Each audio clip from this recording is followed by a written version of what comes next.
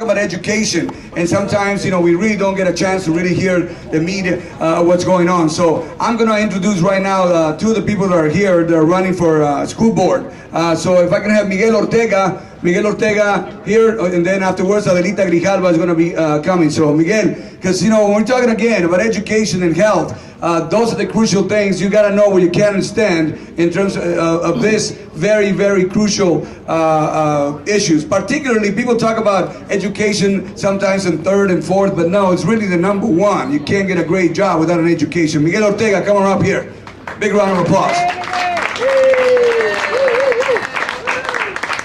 Now, this is the kind of gathering that recognizes that education is a priority. So I was thinking, are we going to get to speak? Because there's a lot of wonderful big races, but nothing is more important than the education of our children, right? Nothing is more important than our kids.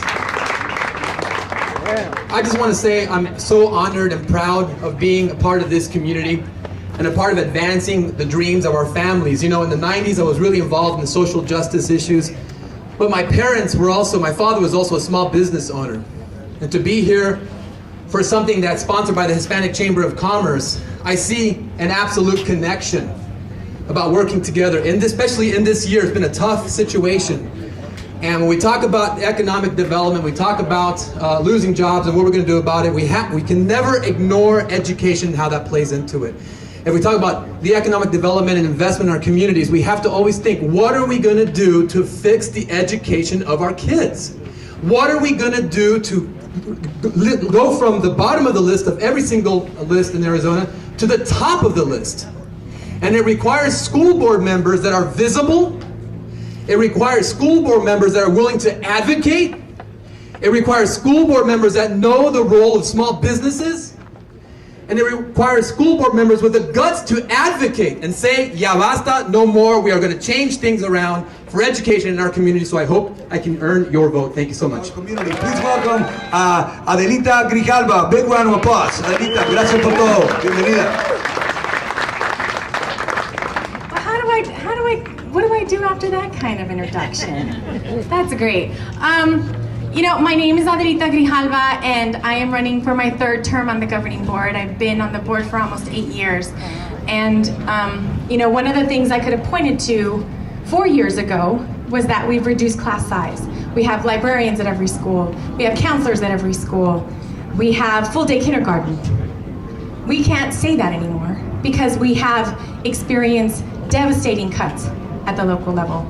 And so, aside from pushing for those things, for smaller class sizes, for having librarians, I think the one thing that we really need to look at and look forward to is how are we going to generate some revenue for our district. And one of the things that we need to do as a mom of two, looking for preschool programs for my babies, we need to have preschools in every one of our elementary schools. We have many under-enrolled schools, and this is an opportunity to expose families and young children to the kind of education that they can get in a TUSD school. I have a child who is 3 years old in a preschool at Ochoa Elementary and has 7 kids in her class. How many private preschool programs can say that? But we have a public school that is offering that and a great education.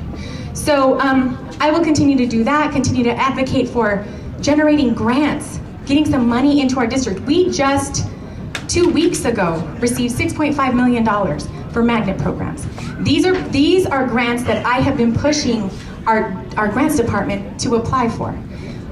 So these are things that I will continue to do, continue to advocate for a quality education for all of our children. I don't care where our babies come from. When they come to our schools, we provide them the best education we possibly can. And I will never be okay with asking a parent or asking a child where they come from. Because where they come from is the neighborhood right here, anywhere in Pima County, anywhere in Arizona, and they deserve a quality public education. Thank you very much. The one thing I would like to say is I think that if you look at the ballot and look for pro-education candidates, pro-public education candidates, this decision, this vote, is a very simple one. Go down the line and look at who is supporting a quality public education, and all of your decisions, from governor all the way down to school board, are very simple. Thank you for your time.